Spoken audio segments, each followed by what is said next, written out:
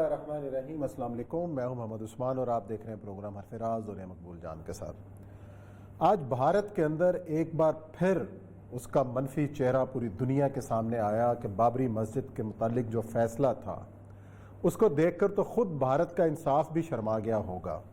آج اس حوالے سے تمام تر دنیا کے اندر، خاص طور پہ پاکستان کے اندر، خود بھارت کے اندر بحث ہو رہی ہے، باتیں ہو رہی ہیں، اور جتنی اقلیتیں ہیں آج وہ عملی طور پر غیر محفوظ اپنے آپ کو سمجھ رہی ہیں۔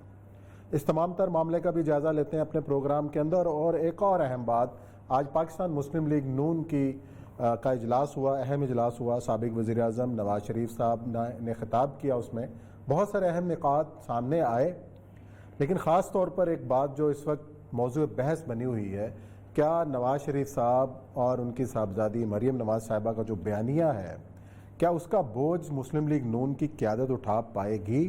اس پر بھی بات کرتے ہیں، لیکن بڑھتے ہیں اپنے پہلے موضوع کی جانب۔ اور ایسا بالآخر آج 28 سال کے بعد جو فیصلہ آیا ہے بھارت کے اندر بابری مسجد کے حوالے سے، اس کے بعد تو کچھ چیز اب کیا رہ گئی ہے کہ اب جو مودی کے جو عزائم ہیں اور ساری چیزیں کہ عدالتیں بھی اسی رو میں بہہ گئی ہیں، انصاف کا تو کہیں بول بالا نظر ہی نہیں آ رہا، کوئی ایک بات بھی نہیں۔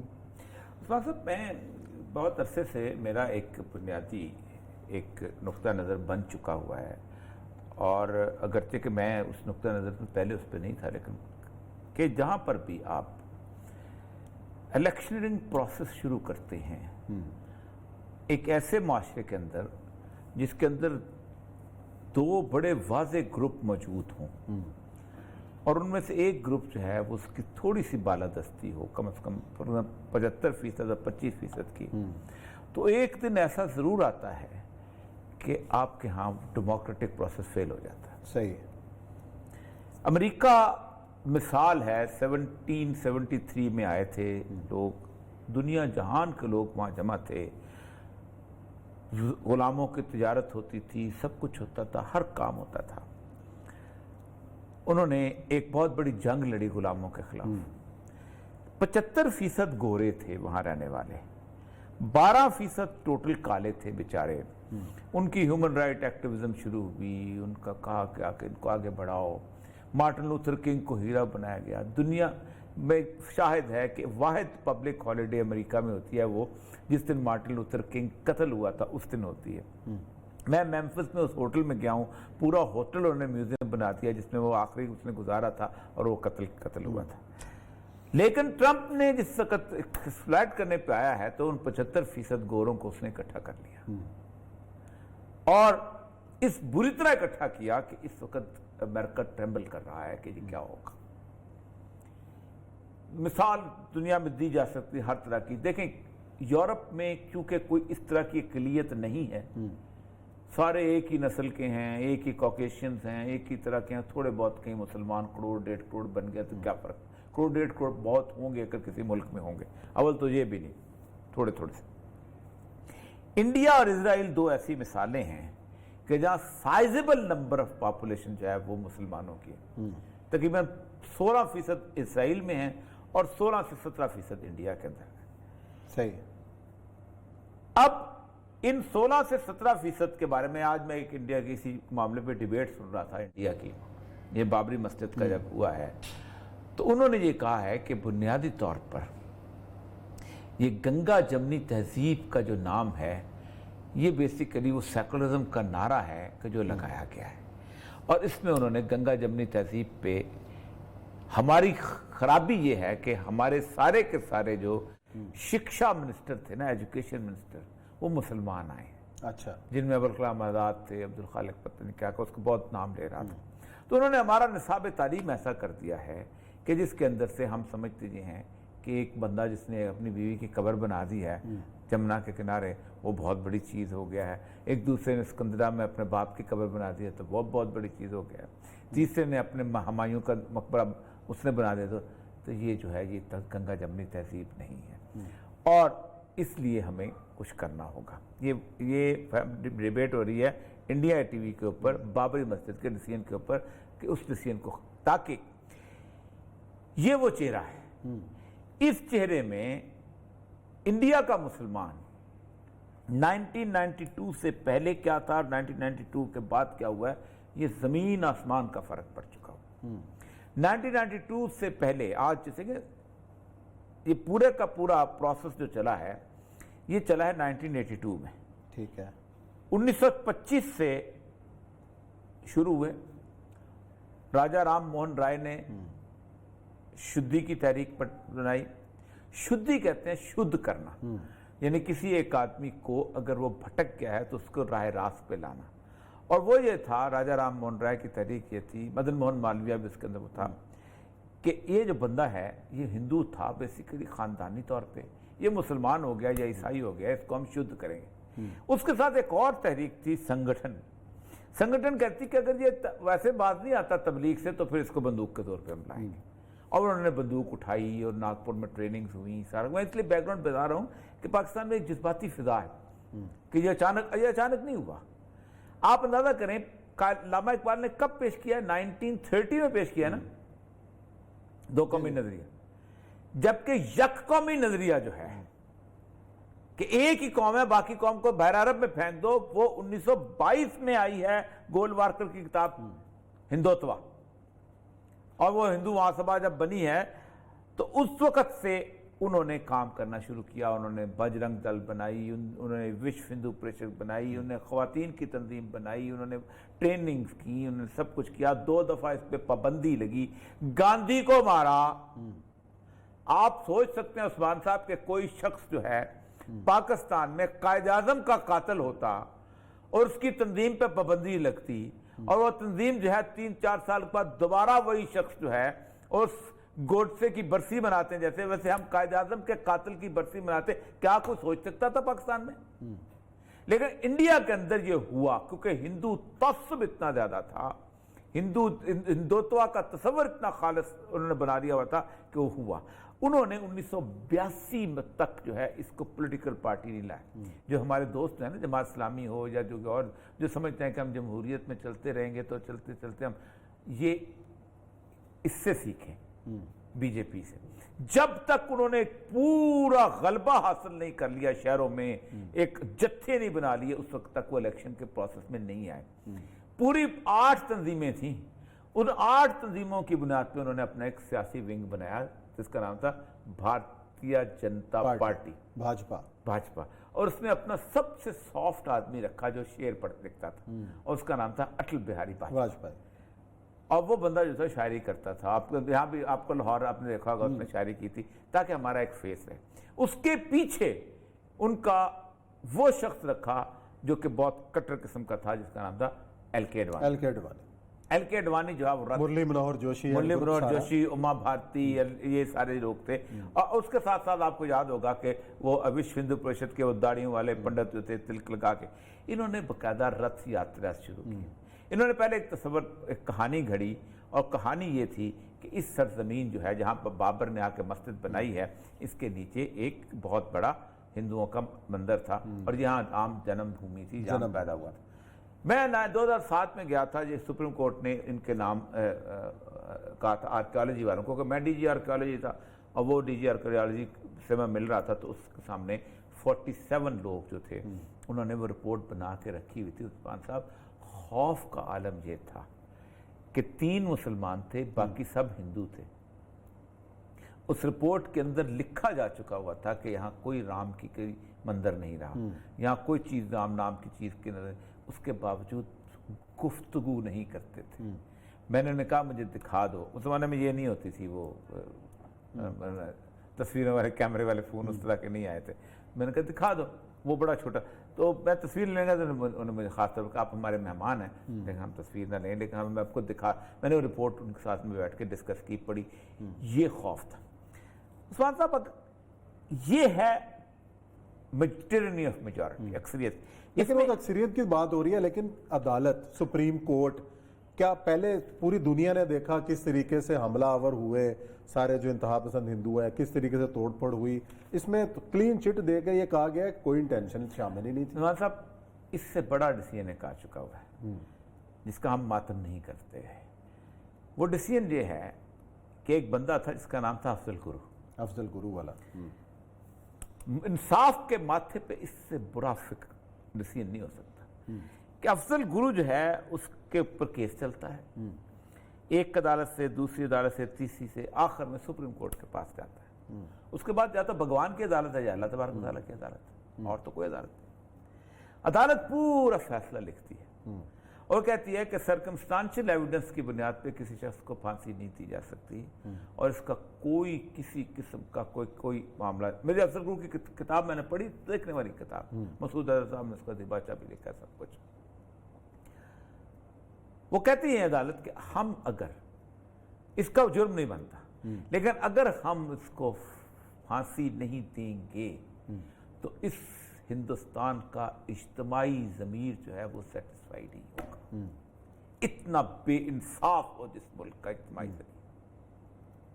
کوئی بولا پاکستان کو کوئی ہیومن رائٹ ایکٹیوسٹ بولا؟ 4 بیچارے جماعت اسلامی کے ٹوٹرو کشمیر کے لیے بولے، یا آزاد کشمیر میں لوگوں نے احتجاج کیا، یا میرے جیسے پاگلوں نے 2 پروگرام کر لیے؟ کوئی بولا؟ چھوڑ دو، وہ مسلمان تھا یار، چھوڑ دو۔ سمجھو افضل گرو کا نام بھگوان داس تھا، اور وہ پاکستان میں سپریم کورٹ نے اس کو کہا تھا کہ اجتماعی ضمیر سے بھگوان داس کو ہم پھانسی دیتے۔ کیا کوئی بولتا؟ سارے زندہ تھے اس وقت، آصفہ جہانگیر بھی زندہ تھی اور سب زندہ تھے، آج بھی زندہ ہے، آئیے رحمان زندہ ہے، کون نہیں ہے؟ کوئی نہیں بولا۔ اس کی بنیادی وجہ یہ ہے کہ ایک تصور بنا دیا گیا ہے پوری دنیا کے اندر۔ وہ جب بات کالے بڑی خوبصورت نظمیں لکھا کرتے تھے، ان کی شاعری، انہوں نے کہا کہ مجھے قتل ہونا ہے۔ کالوں کی جو انہوں نے ترجمہ کیا امداد صاحب نے، کالے لوگوں کی روشن نظمیں، مجھے قتل ہونا ہے، بے شک میں قتل کروں یا نہ کروں، مجھے قتل ہونا ہے، بے شک میں ریپ کروں یا نہ کروں، مجھے قتل ہونا ہے۔ کیوں قتل ہونا ہے؟ اس لیے کہ میرا رنگ کالا ہے بھائی۔ اس لیے مسلمان نے اجتماعی ضمیر کو سیٹسفائی کرنے کے لیے عدالت نے بھی اس کو قتل کرنا ہے۔ صحیح۔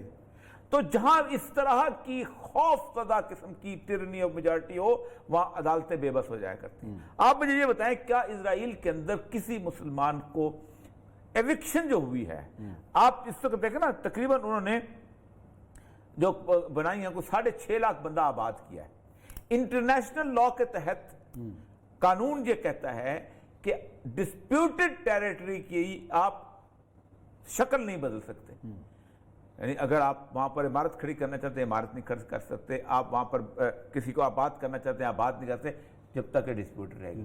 انٹرنیشنل ڈسپیوٹڈ ایریا ہے، 6.5 لاکھ آبادیاں ہوئی، اس کے ساتھ دنیا کی سب سے بڑی وال بنی۔ ایک وال 1945 میں بنی تھی برلن شہر کے اندر، سارترے کی نظمیں ہیں، برلن وال، ٹھیک ہے جی، فلانے کی ہیمنگوے کی برلن وال، فلانے کی وال، فلانے کون ہے جس نے ماتم نہیں کیا برلن وال کا؟ فیض احمد فیض سے لے کے تسار لدھیانوی سے لے کے انسانوں کو تقسیم کر دیا، ایک طرف مشرقی جرمنی ہے، ایک طرف مغربی جرمنی ہے، دونوں۔ کسی نے اس وال کے اوپر گفتگو کی نہیں کی۔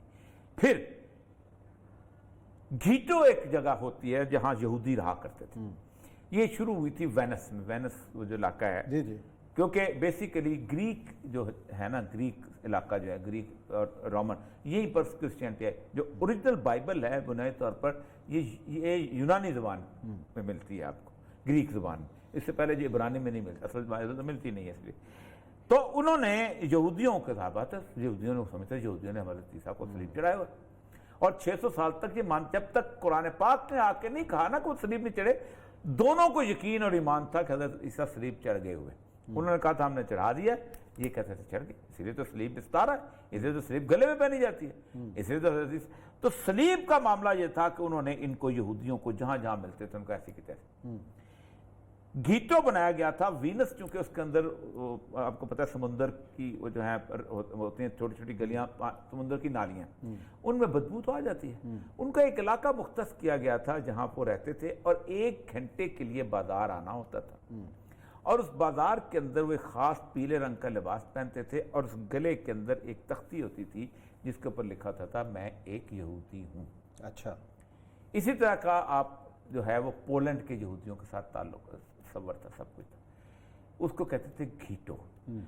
انگریزی کا ایک محاورہ بن گیا ہوا ہے گھیٹوائزڈ، ایک ایسا آدمی جو ایک ایسی سرزمین میں پلتا ہے کہ جہاں بچپن سے لے کے جوانی تک نہ اسے میڈیکل فیسلٹی ملتی ہے، نہ اسے سیوریج ملتا ہے، نہ اسے صاف پانی ملتا ہے، نہ اسے ایجوکیشن ملتا ہے، کچھ نہیں ملتا۔ دنیا اس بات کے اوپر متفق ہے کہ سب سے بڑا گھیٹو آج تک انسانی تاریخ کا وہ ہے احمد آباد سے 11 کلومیٹر سہاپور، نقل مکانی کر کے جو مسلمان آباد ہوئے۔ وہ بیسیکلی اندرا گاندھی نے ایک بنائے تھے، جیسے ہمارے یہاں جنیجو صاحب نے 7 مرلہ اسکیم بنائی تھی نا، ادھر بھی اس پر بھی پاکستان کی طرح چلتے ہیں نا چکر 7 مرلہ، تو اس نے بھی کوئی 7 مرلہ اسکیم بنائی تھی۔ تو جس وقت احمد آباد میں مسلمانوں کے گھر جلانے شروع ہوئے ہیں، آپ اندازہ کریں نا، وہ انصاری صاحب جو ہے میں نے ان کے گھر میں لوگوں نے پناہ لی، وہ جتنے لوگ آگ لگا دیا، تو لوگ بھاگ کے وہاں چلے گئے اور وہاں جا کے آباد ہونا شروع، اور وہیں پر انہوں نے اپنی چھوٹی سی مسجد بنا لی، وہیں انہوں نے اسکول بنا لیا، وہیں سب کچھ کر دیا۔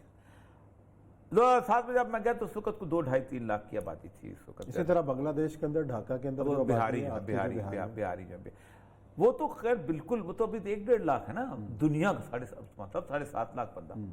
اب پوری دنیا میں کہیں پر، پورے انڈیا میں کہیں پر کسی مسلمان کے ساتھ ظلم ہوتا ہے، رہنے کے قابل نہیں رہتا، تو بیچارہ یہاں آ جاتا ہے۔ صحیح ہے۔ اب آپ کمال ہے کہ آپ احمد آباد، بات ہے مودی نے بہت اس کو شائننگ انڈیا کا سب سے اہم ایگزامپل تھی، گجرات کا احمد آباد کا علاقہ، وہ روشن سڑکیں، یہ وہ، جہاں آپ کو پکی سڑک ختم ہوگی سمجھیں وہ علاقہ شروع ہو گیا، جہاں آپ کو سیوریج کی لائن ختم ہوگی وہاں آپ کو سمجھے ان کا علاقہ، جہاں آپ کو اسٹریٹ لائٹس ختم ہوگی وہاں وہ علاقہ ہے۔ آپ ایک گاڑی میں بیٹھے ٹیکسی والے میں، وہ آپ اس کو کہیں کہ میں نے فلاں جگہ جانا ہے، اندر سوہاپور کے اندر سڑک بھی موجود ہے جو کچی پکی جیسے بھی ہے، وہ کہے گا نہیں، آپ جہاں اتریں اندر سوہاپور کا دوسرا رکشہ لیں گے، میں آپ کو نہیں دکھا سکتا۔ وہاں سے وہ لوگ نکلتے ہیں اپنے رکشے میں کرتے ہیں، پھر آ کے تھوڑا سا آگے آ کے واپس نہیں جاتے، دیواریں بنا لی ہوئی ہیں اپنے جن جن گھروں میں، جن جن علاقوں میں رہتے ہیں۔ آپ کبھی جائیں وال سٹی جو ہے ان کا دلی کا، جس کے اندر بادشاہی مسجد، جو شاہی مسجد کے سامنے جب بازار ہے، ایک تو بازار قلعے کے سامنے ہے دریبا کا، جس میں چاندنی چوک، یہ سارا علاقہ ہے جس میں غالب کی وہ جو ہے مشہور کیا نام ہے اپنا گلی جو ہے بلی مارا، وہ بھی ہے۔ ایک ہے اس طرف بادشاہی مسجد، شاہی مسجد سے نکل کے سرمت کا مزار، اور اس کے ساتھ آپ حیران ہوں گے کہ آپ کو ایسا لگتا ہے کہ جہاں کبھی کتنے عرصے سے جھاڑو والا ہی نہیں آیا۔ وہ جو رام پولانی کہتا ہے کہ ہندو جو ہیں وہ ان سے کبھی پوچھو، کسی سیکولر ہندو سے بھی، اس سے بھی، کہ تم مسلمانوں کے ساتھ کیوں نہیں اٹھتے بیٹھتے، کہتے گندے بہت ہیں۔ اچھا، اٹس اے سینگ، گندے کیوں ہیں؟ اس لیے کہ آپ نے ان کی آبادیوں میں کوئی سیوک کمیونٹی نہیں چھوڑی۔ اورنگ آباد میں 40% مسلمان ہیں۔ اورنگ آباد میں خلد آباد جہاں اورنگزیب کا عالمگیر کا مزار ہے، تو وہاں سے میں نکلا تھا، ساتھ میرے ساتھ تھے مسلمان، تو میں نے انہیں کہا کہ آپ مجھے ذرا مسلمانوں کا علاقہ دکھائیں، تو ان کا آنکھیں بند کر دو اور گاڑی کا شیشہ کھول دیتے ہیں۔ جس جگہ سے آپ کو بدبو آنا شروع ہو جائے گی سمجھو مسلمانوں کا علاقہ شروع ہو۔ اذیت ناک زندگی ہے۔ اچھا، اذیت ناک۔ آپ کو کبھی دیکھ لیا اس نے گوشت کھاتے ہوئے؟ آپ اندازہ کریں، خود ہندو گوشت کھاتے ہیں، میں نے خود وٹنس ہوں کہ بیف بھی کھاتے ہیں، بالکل کھاتے ہیں۔ میں بتاؤں گا نہیں ورنہ پکڑ کے اس کو مار دیں گے۔ ایک جگہ کھانا تھا رات کے وقت، ایک میوزیم کے لان میں کھانا تھا، تو انہوں نے میرے لیے خاص طور پہ وہ بیف کے کباب، وہ ملتے ہیں وہاں پر اس کے جگہ سے نظام الدین اولیاء کے وہ مشہور کباب والا جہاں دلیپ بھی کھایا کرتا۔ اچھا اچھا، تو نظام الدین اولیاء کے مزار کے باہر، تو وہاں سے انہوں نے خاص طور پہ منگوائے، تو کہیں یہ آپ کا ہے، خاص طور پہ ہم نے آج کے۔ تو میں نے جب کھانا شروع کیا تو ایک ہاتھ سرکہ، اکیلا میں مسلمان، ایک ہاتھ سرکہ، اس نے ایک کباب اٹھایا، تو پتہ کیا کہتا ہے، فقہ سنے اس کا، کہتا ہے گاندھی بہت صحیح بات کہتا تھا۔ اس گاندھی کی کتاب کا شروع آغاز ہوتا ہے مائی ایکسپیریمنٹ پر ٹروتھ، کہ میں بچپن میں چھپ چھپ کے بیف کھایا کرتا تھا، تو میرے باپ دادا کو پتہ چل گیا، تو وہ ڈیتھ بیڈ پہ تھا، تو اس نے کہا کہ تم اگر بیف کھاتے ہو تو تمہیں جو ہے پھر کریا کرم تمہارا نہیں ہو سکے، مطلب بڑی اس تفصیل سے لے کے، تو کہتا ہے گاندھی ٹھیک کرتا تھا کہ بیف ہوتا بڑا مزدار ہے۔ اچھا، اور یہ سب اب سوال یہ ہے کہ جو مسلمان تنظیمیں ہیں، اسد الدین اویسی صاحب آل انڈیا مسلم اتحاد مسلم ان کے صدر ہیں، اکبر الدین اویسی ہیں، انہوں نے جو ہے آواز اٹھائی ہے، لیکن جب بریک لیں گے، لیکن بریک کے بعد آئیں گے تو یہ سوال یہ میں پوچھوں گا کہ جب اتنے کروڑ مسلمان ہیں، ان کی آواز کیا ہوگی، اب ان کا آئندہ کا لائحہ عمل کیا نظر آتا ہے، آج کے فیصلے کے بعد ان کا کیا مستقبل کیا ہے، اس کے اوپر بات کرتے ہیں بریک کے بعد، ذرا آ کے اوریہ صاحب سے پوچھتے ہیں۔